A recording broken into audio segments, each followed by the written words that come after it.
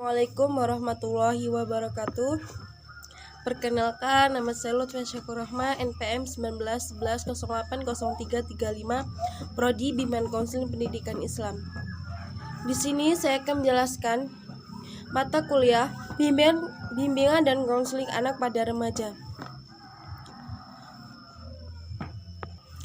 Bimbingan konseling dan remaja. Di sini saya akan menjelaskan materi makalah yang berjudul Ruang Lingkup Bimbingan Konseling dan Anak pada Remaja. Yang pertama, pengertian bimbingan konseling anak dan remaja adalah bimbingan konseling merupakan proses pemberian bantuan psikologis yang diberikan kepada anak usia dini dalam rangka membantu anak usia dini tersebut dapat mengembangkan potensi dirinya. Yang kedua, pengertian bimbingan konseling remaja. Menurut Mapir 1982, masa remaja berlangsung antara usia 12 sampai 21 tahun, bagi wanita 13 sampai 22 tahun. Bagi pria, rentang usia ini dapat dibagi menjadi dua bagian, yaitu 12 sampai 13 tahun, 17 sampai tahun disebut sebagai remaja awal, dan 17 sampai 18 tahun sampai 21 hingga 22 tahun sebagai remaja akhir. Yang ketiga, perbedaan bimbingan konseling anak dan remaja pada masa lainnya. Yang pertama ada bimbingan konseling dewasa. Bimbingan konseling dewasa adalah masa dewasa, merupakan salah satu periode dalam rentangan kehidupan manusia di mana individu meninggalkan masa remajanya. Yang kedua ada bimbingan konseling lansia. Bimbingan konseling lansia adalah suatu proses pemberian bantuan kepada lansia agar dapat mengatasi masalahnya. Terus yang ketiga ada bimbingan konseling anak berkebutuhan khusus. Bimbingan konseling anak berkebutuhan khusus adalah anak berkebutuhan khusus adalah anak yang mengalami penyimpangan kelainan pada dirinya, mental dan pikirannya. Selanjutnya ada materi makalah tentang hakikat dan urgensi bimbingan konseling anak dan remaja.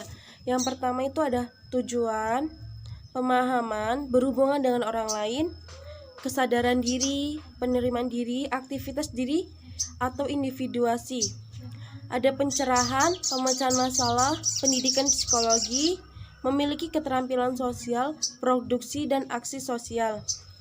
Yang kedua ada upaya yang harus dilakukan, yaitu mengenal dan memahami potensi kekuasaan dan tugas perkembangan, mengenal dan memahami potensi dan peluang yang ada, terus ada mengenal dan menentukan tujuan hidupnya. Dan yang ketiga atau yang terakhir ada latar belakang perlunya bimbingan dan konseling. Yang pertama ada segi jasmani, segi rohani, segi sudut individu, segi sosial, segi budaya, dan segi agama. Dan ada lagi materi kelompok yang berjudul Konsep Dasar Bimbingan Konseling Anak dan Remaja. Konsep dasar bimbingan konseling anak dan remaja itu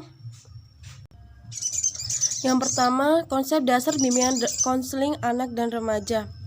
Pengertian bimbingan konseling anak dan remaja adalah secara etimologi psikologi. Kata bimbingan merupakan terjemah dari bahasa guidance, berasal dari kata kerja. To guide yang mempunyai menunjukkan membimbing, menuntut atau membantu, akan tetapi banyak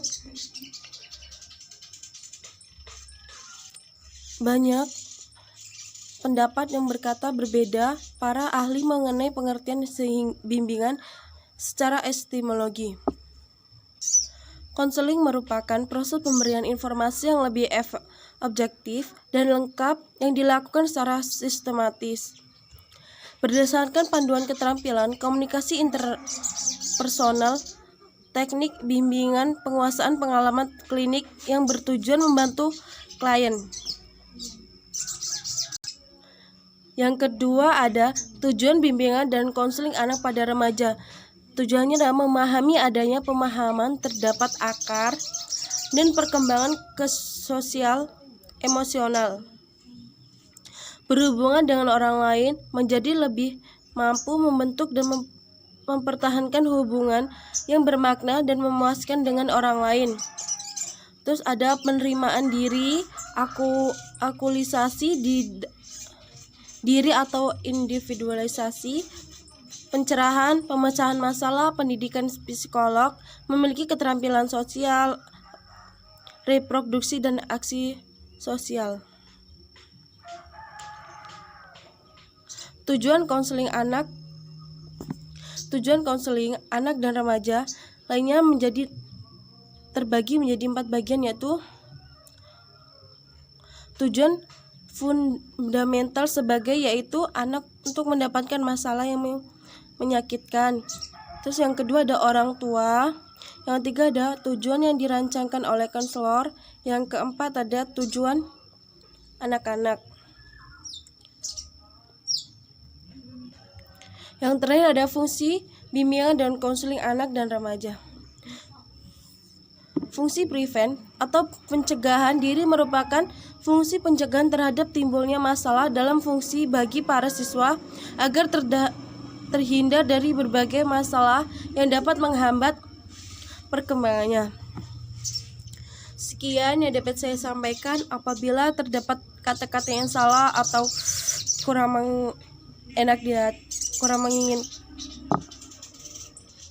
kurang berkenan di hati, saya mohon maaf yang sebesar-besarnya. Saya akhiri, wabillahi taufiq wal hidayah. Wassalamualaikum warahmatullahi wabarakatuh.